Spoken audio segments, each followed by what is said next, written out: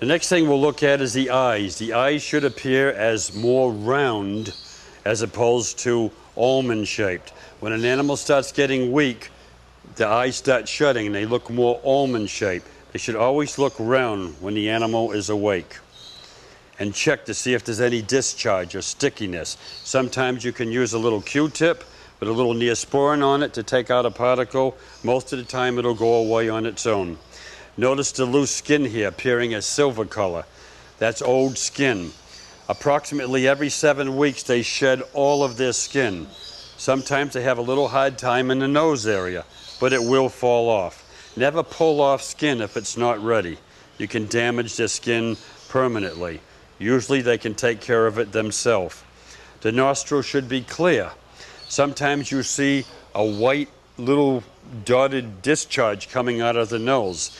This is salt.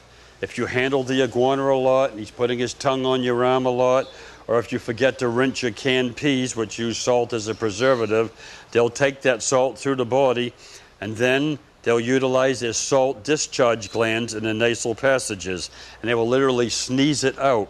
And sometimes it's really crusted thick into the nose. So if you see that, find out what the source of salt is and eliminate it. What about metabolic bone disease? Is there any way to check for that? Yes, this is the thing that we fear the most is metabolic bone disease. We want to make sure they have enough calcium. If an animal is starting to lose calcium, usually the first thing they lose it in is the skin, the largest organ in the body. It'll become a shade or two duller, usually towards grayish. And then the next thing will be the tail. On the large iguana, the tail should feel rigid and strong. If it's very loose and weak, and if you have lots of deep marks in here, they're going into metabolic bone disease. That means they're low on calcium. I'm going to show you a test. I'm going to pass this one over and take the baby. Okay, here's the baby. Come on, I'm going Kermie. to show you a simple test on baby iguanas, and make sure when you purchase one they have strong calcium.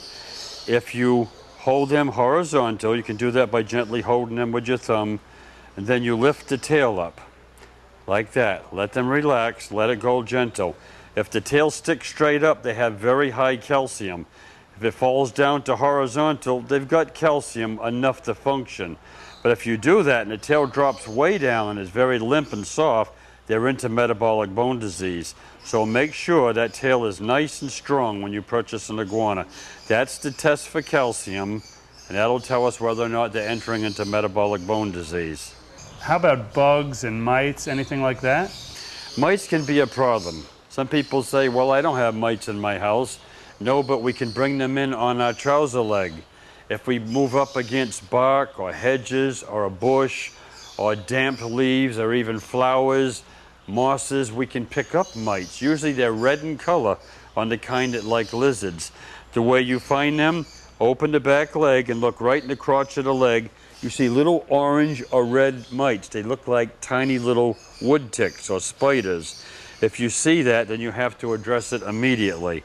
Another place they like to live is around the tympanic membrane on the ear.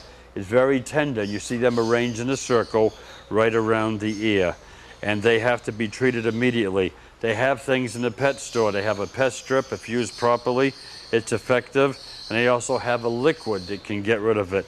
But you need to do it quickly. If the mites stay on for 5 or 6 or 7 days, usually the mites deposit protozoans in the saliva, in the area of the mouth. They end up in the intestine, and you have to go to a veterinarian and get an amoebicide to end the problem.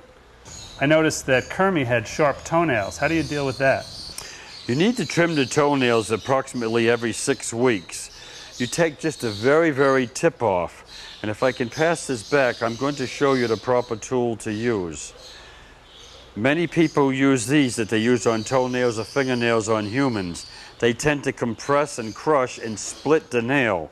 So this would be the wrong example. This would be the proper one. It's made for iguanas. It's available at pet shops. This has a shearing action. And again, you just take the very tips off. Have someone restrain the iguana and hold the leg.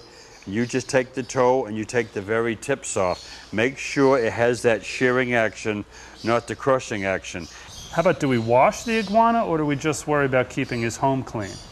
Keeping the habitat clean is fine, But if you want to put him in shallow water and very gently rub him, that would be good. No soap, no anything, just plain, clean water. Okay, so to close out the section, what were the things that we remember when we're checking for the wellness of our little pet iguana? Check for calcium by testing the tail. Look at the mouth. That's very important, and make sure it's sealed.